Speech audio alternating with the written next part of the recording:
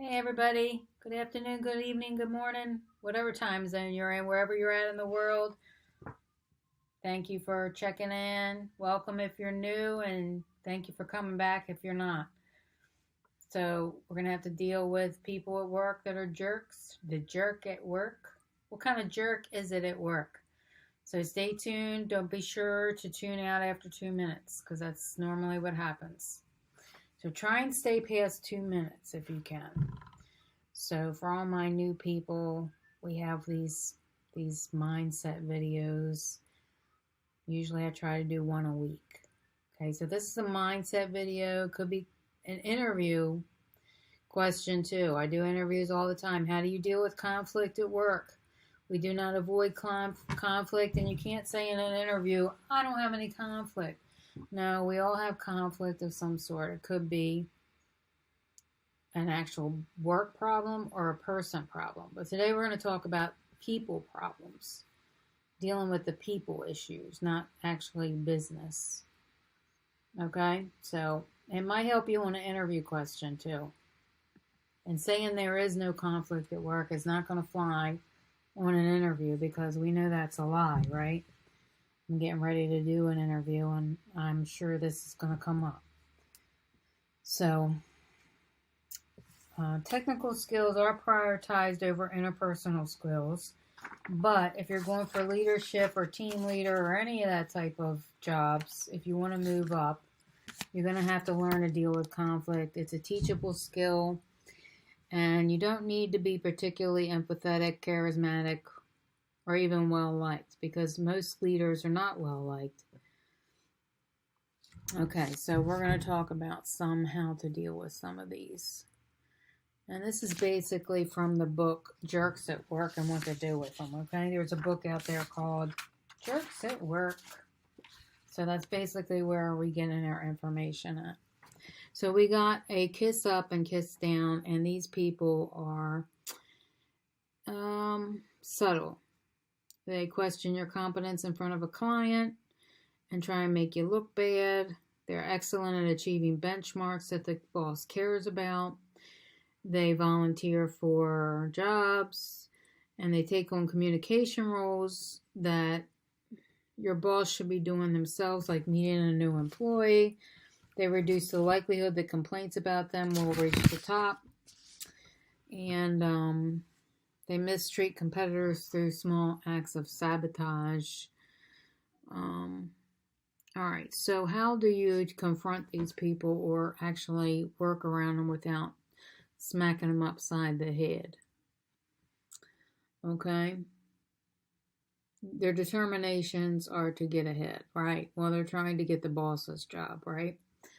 So you approach them cautiously. You ask questions about their experience without assuming that they've had the same ones as you. You are trying to build a foundation of trust.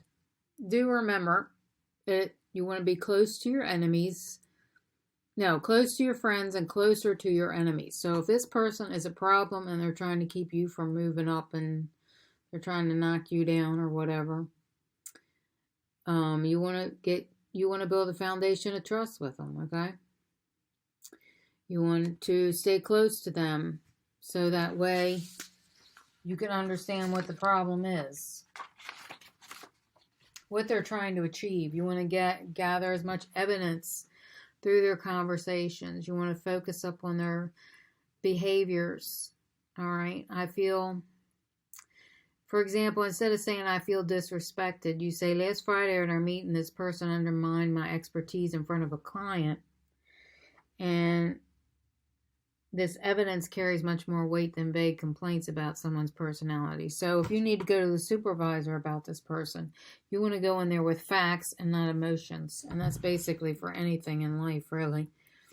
You want to go in there, you want to write things down they do, what they said. If you got a video, that's even better. And you don't want to say, I feel. You want to say, this is what this person did to me.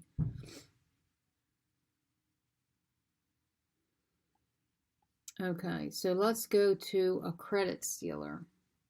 Credit stealers are clever opportunists. They wait for the moments of ambiguity When no one is keeping track of who said what, to swoop in and steal their accomplishments or whatever. You want to take notes during the meeting, not after, okay?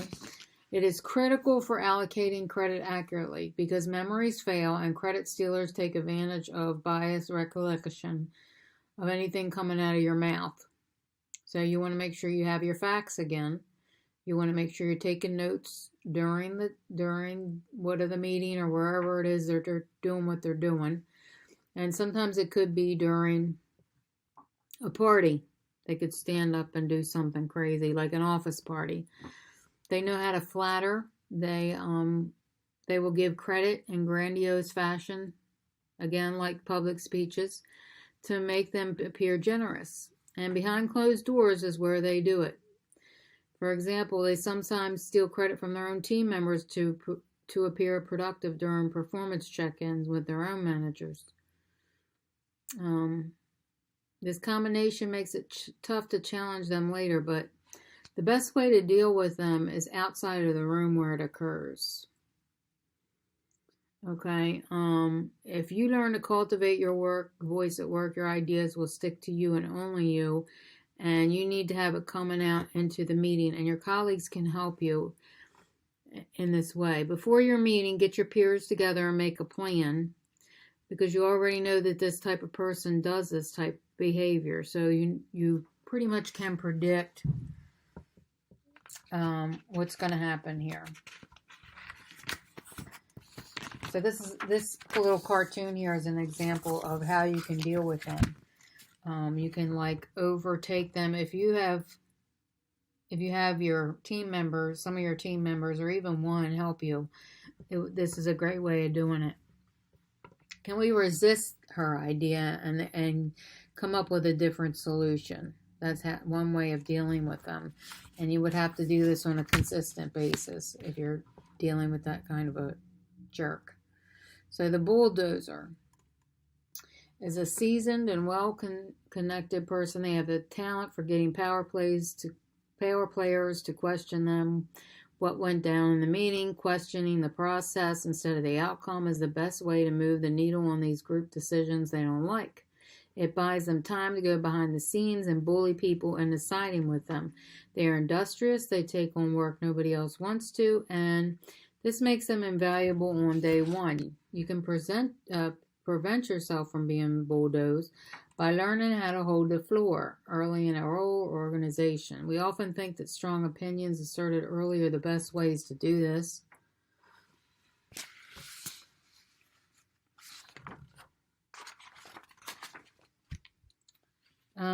But I try a subtle approach. Let's look at this cartoon. I noticed that Eloise talked over the other team members. Can we think about ways to interrupt that behavior next time?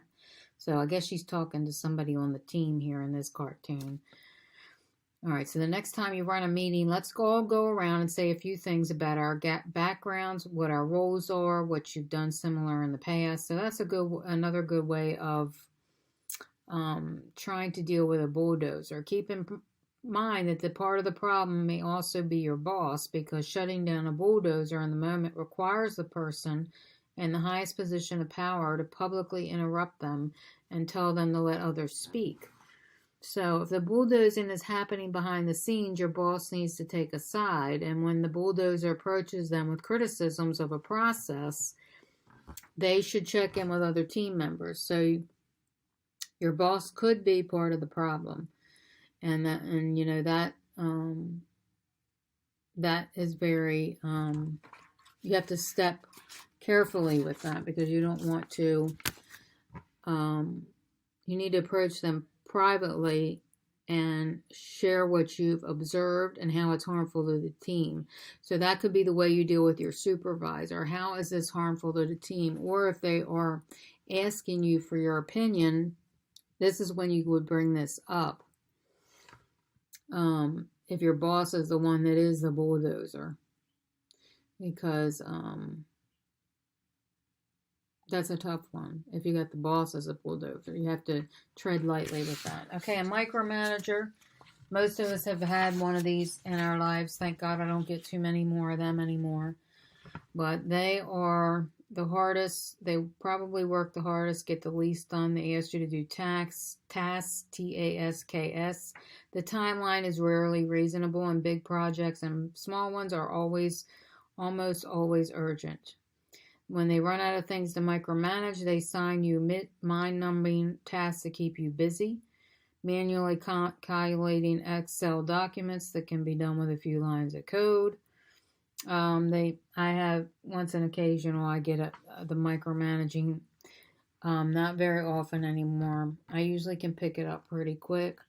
They'll send me these little silly chats out of the blue to see if I'm actually online or doing anything, and most of the time they don't even need anything. They've already done it.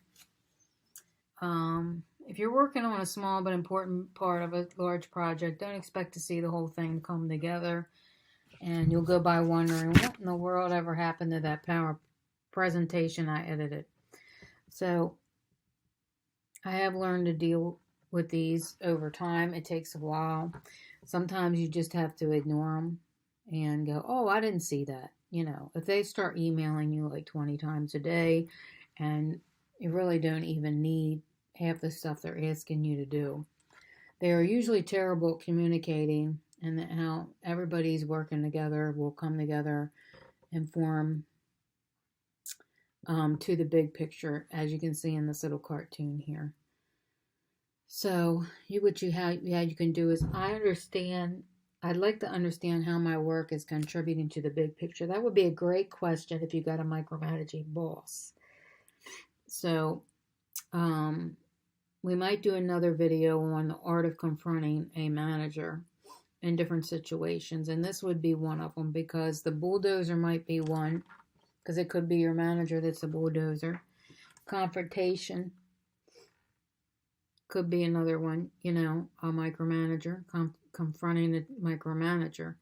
So this would be how you would do that. Basically, you ask them a question. How is my work contributing to the big picture? If they keep giving you these little mindless jobs, trying to keep you busy so they can babysit you and check in on you, you can say, can we come up with a plan to make sure both of our needs and the boss's needs are met? And then agree to follow up in short, structured check-ins. Okay, so we got maybe one more to go, and this is called the gaslighter. So I might have lost half of you already, but I do appreciate those who have stayed with me. The more you stay, the more it's going to help you. Okay, that's all I got to say about that. If you got a little ADD and you got to cut it off, I get it.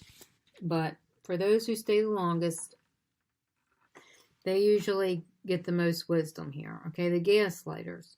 There are adept social perceivers who believe in low-status people can be used as a means to an end. Let's look at the picture here.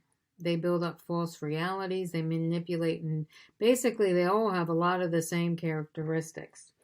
Their secret weapon here, the gaslighter, is social isolation to fight off. And you'll need to build your social network back up brick by brick, because approach a coworker you use to socialize with another leader with the intent of getting some feedback on what your reputation is.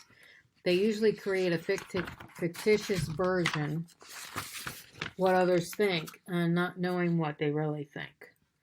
So you should try to find a social reference, a colleague who is well connected and knows a lot of people in your office, and this person can help you connect to other power players in the company. Surround yourself with influential people who are willing to step in and help. You'll need these folks to protect and support you to choose and confront this gaslighter. And never do this alone. Okay? They have desire for power. And finally, record everything. They are allergic to record keeping. Documenting their behavior serves as evidence in case you need to go over their head. You want to make sure you have facts, as we do it with all of these types of people, which is the main thing I keep telling you, and with how to deal with all of these is to make sure you document things down that they're doing, and make sure it's not based upon emotion, that it's based upon facts. So If you keep a record of everything, then when you go to your supervisor, unless the supervisor is the problem, and then you have to do that a little differently.